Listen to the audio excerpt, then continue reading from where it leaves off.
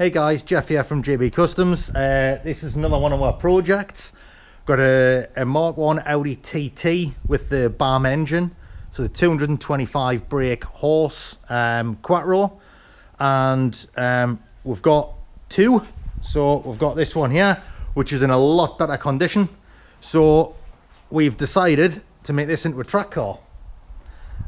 So all I've done at the moment is I've pulled the fuel tank out, the original one.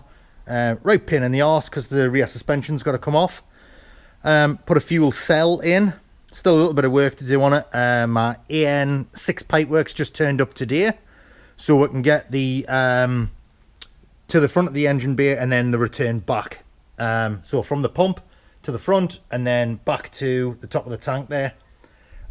We've also at this minute we have relocated the battery to the back.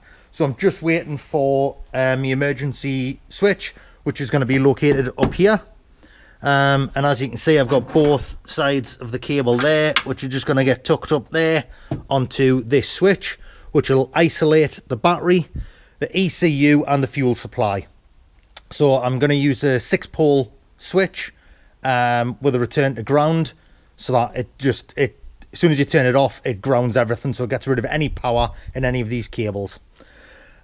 We've stripped out nearly all of the interior. Still got a few things to go: amplifier, speakers, carpet and center console.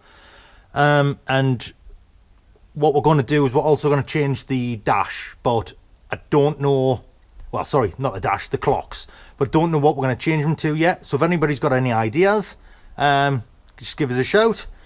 So what we've got is obviously fuel cell, got the new fuel pump. It's all wired up. I've got the inlet side done, which comes off the back here. Underneath the tank comes up and round. That is AN10 pipework. So then I've got AN6, which has got to run off the outlet side of the pump to inlet side of the engine. Let's have a look.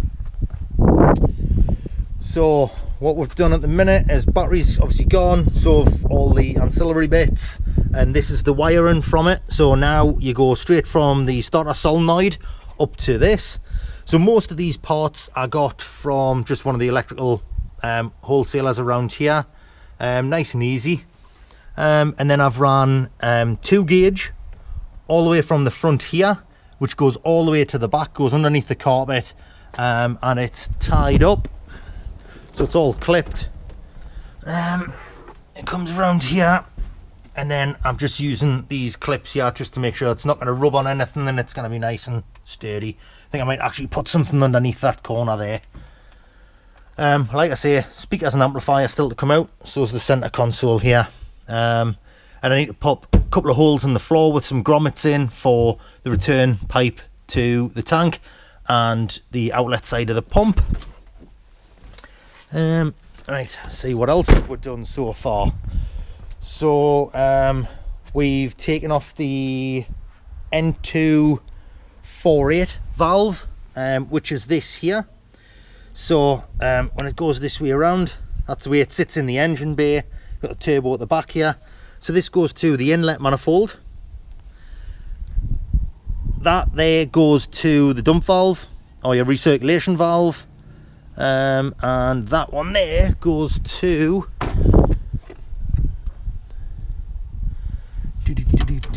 where did that one go again? I can't remember where that one went. Oh yeah, that went to the accumulator. So I've taken the accumulators off as well. The accumulator is the black box that sits on top here, so we've taken that off too. And then you go from your recirculation valve, just used silicon tube, comes all the way down through, and you can just see them underneath there. So we've got 2. I've also replaced the fuel pressure pipework as well to silicon, and then I've got everything tied up so it doesn't get caught and it doesn't touch anything hot. What else have we done? The Evap. I've removed the Evap as well. So this is the Evap here. Everything can just come off, and then we've got this here which needs to be blanked off, and also that one there on the inlet that needs to be blanked off too, and that's it.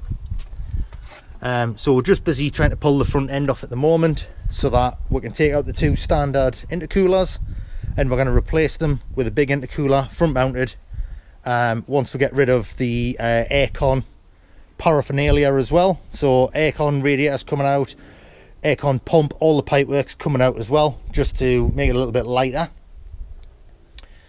And then once we get all of that running in sync, probably pull the engine out and that'll be getting forged.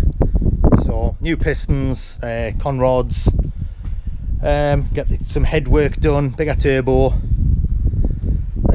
See what else have we got. Yeah, I've ordered polycarb windows as well. So far all I've ordered is the rear window and the 2 little quarters. I've ordered them. They've had to come in from the UK.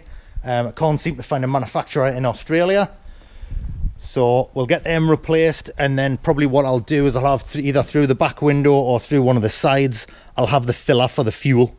So it'll just be a flexi hose coming from round about here or in the back window going down to the tank, so that we don't have to keep opening the boot every time I want to put fuel in it.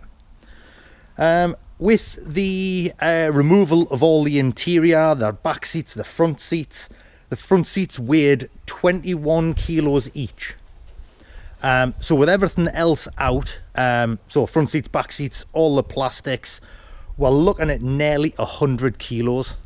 I think by the time we get the aircon stuff out and the other pipework that's not required for these intercoolers, I think we're going to be looking at over 100 kilos loss in weight. So we'll keep you updated. We're going to try and do videos every week of the progress and what we've done. Obviously did quite a lot before I started doing this video series, so we'll actually try and get some as we're doing the work, so you can see how it's done and what's done. Alright guys, thanks very much for watching. Please don't forget to subscribe. Cheers, bye.